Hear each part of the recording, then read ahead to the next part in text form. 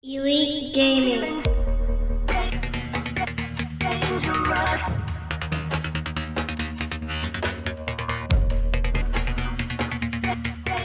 What's up guys, it's Andrew at Elite Gaming HQ, and it's the beginning of the month, so it's time for our monthly PC build. This month, I want to do it a little bit different. Usually I do whole system builds. This month, I'm going to focus just on the PC, and we're also going to have a theme. And as you know from all the benchmark videos I've been doing, testing Playerunknowns Battlegrounds, it's one of my favorite games right now. So I figured we can put together a $600 PC build that can run Playerunknowns Battlegrounds and some other stuff real well. Our build's going to meet a couple guidelines. The guidelines are, it must play current games pretty well, all new parts of course, a clear upgrade path in the future, and smoothly run PUBG. Now at the end I'll tell you the results on how well it actually did run PUBG, as well as this is what it's going to look like. Now the $600 build does not cover your Windows CD key. People have different ways of getting that. Some people already have it. So a lot of YouTubers don't factor it into the build, so I'm on board with that. Now put this in perspective, this actual computer, I usually build and sell on my eBay store for $715. Of course that does come with Windows 10 Pro, but obviously building it yourself, you're going to save some money. So before we get into the overall parts list, I would just like to ask you guys to go to the bottom where that subscribe button is and click that bell. Join our notification squad so you can get awesome videos as I put them out and when I live stream stuff like PUBG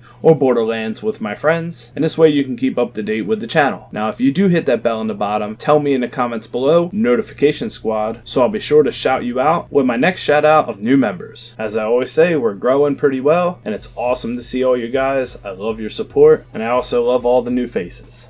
But let's get into the build. As you saw there, that white and blue case, I got that case from Amazon. It is the white Vivo Smart Mid Tower. I picked up this case for $43.99. You could save a couple bucks if you go with black, but I think the white is just stunning. This case had some positives and negatives to it. I felt like cable management could have been better. There's not a lot of places to put your cables from your power supply, but it was very good looking and it's also sturdy. The side panel is clear and easy to see all those beautiful parts. Let's go into the processor and motherboard. Now one of our caveats to this build was we want something that's relatively new and has a clear upgrade path. At this point, it's hard for me to recommend something on the Intel side with the 1151 socket when AMD has Ryzen and it's AM4 and they're known for carrying on with the same socket for many years to come. So whether you go to Amazon or you go to Newegg, you're going to look to pick yourself up a Ryzen 3 1200 4-core processor. These processors perform about 15% better than the old 8-core FX processors, and for price per performance, they are amazing. That's not all, we're going to overclock this processor. So to do that, we're going to go over to Newegg and we're going to get ourselves a nice cheap B350GB AM4 board. This board has everything you need with 4 RAM slots, an M.2 slot, as well as plenty of PCI ports. And if you're a fan of USB 3.1, it's got that on board as well. By buying a B350 board like this, that's going to enable us to overclock. So we're going to look towards our cooling solution. Unlike Intel, AMD processors are completely overclockable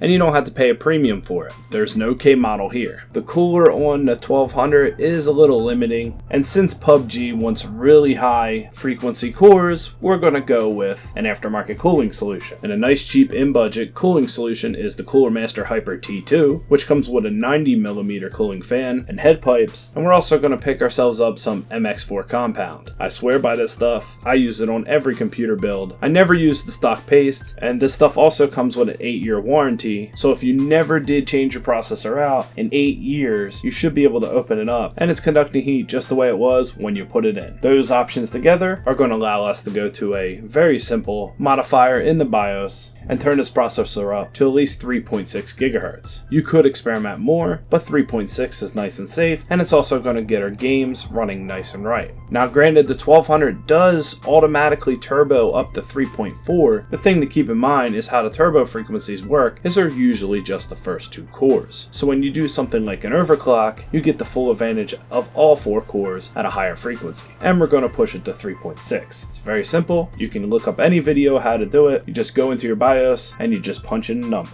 Next, let's talk about storage. Now clearly, if you're building this PC for only Playerunknowns Battlegrounds and nothing else, I would suggest going with an M.2 because you're going to load into the game quicker, you're going to load those textures after you jump out of the plane quicker. That's just going to be better. But $50 is only going to get you 120 gigs. But if you're only playing that and surfing the internet, checking your Facebook, that's all you need. For me though, I recommend the tried and true Western Digital 1TB hard drive. We're going to pick this up on Amazon and it's going to run us about $50.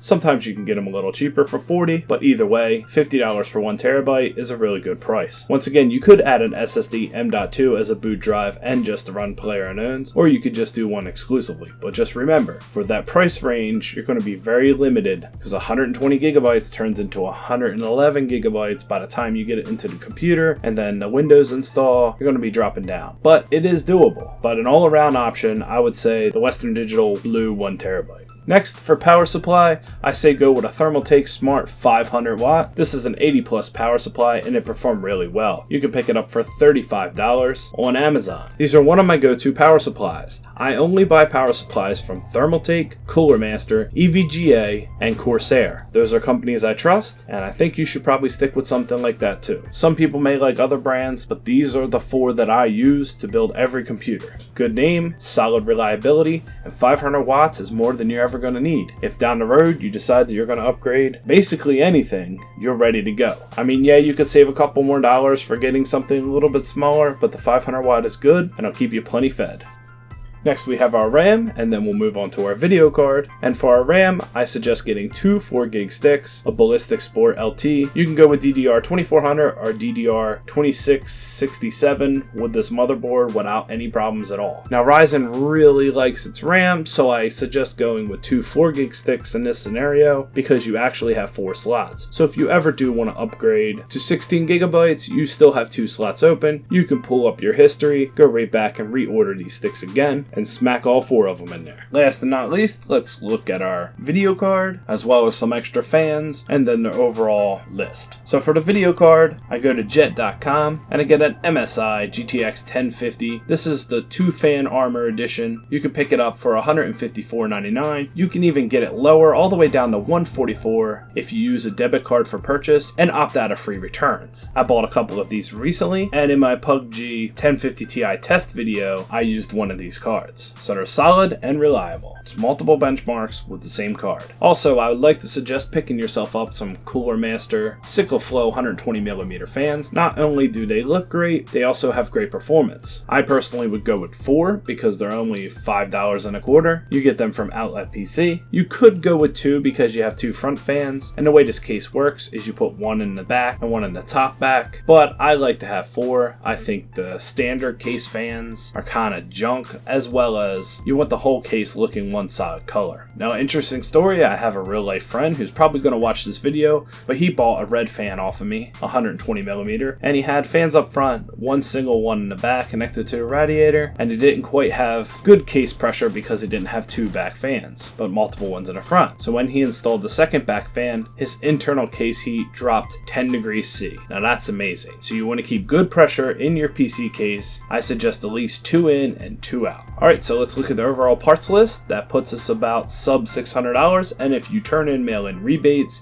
you're going to be at $562, which is an amazing deal for a computer of this performance. And as I said before, in the most unprofessional way as possible, I can show you how the game runs. And this is my son playing it. We stress test every PC before we send it out, and a good way to do that is the game on it for a good half an hour or so to make sure everything's running well. Well, these are the settings we used, and these are the settings I would suggest. Foliage very low, view distance on ultra, anti-aliasing and post-processing you could turn up a little bit, textures I would say medium, but with this setting right here, this computer ran a solid 60 to 70 FPS, and in some cases, when we really got into the shit, it dropped down to 48 FPS, but it stayed very consistent without dropping frames. You couldn't notice it with your eyes. So I think 48 was our low with those current settings. So that's about it for our build for the month of October. I hope you guys like what I do here, and if you do, hit the thumbs up and be sure to subscribe. Also, Also, catch our streams. I've been streaming a little more lately. A lot of PUBG, and we do a Tuesday night, 9 o'clock Eastern Standard Time, Borderlands 2 stream, and that's with my girlfriend and 2 other friends. That's just a fun time, and we really do it for ourselves. If you come to check that out, or any of my streams, just say what's up, and I appreciate all your guys' support. Now on to make more benchmark videos for PUBG. I still got to do the GTX 1070, which should be coming this week, or early next week, and then my very own GTX Strix 1080. So I hope you enjoyed. I'll catch you guys on the next one. My name is Andrew,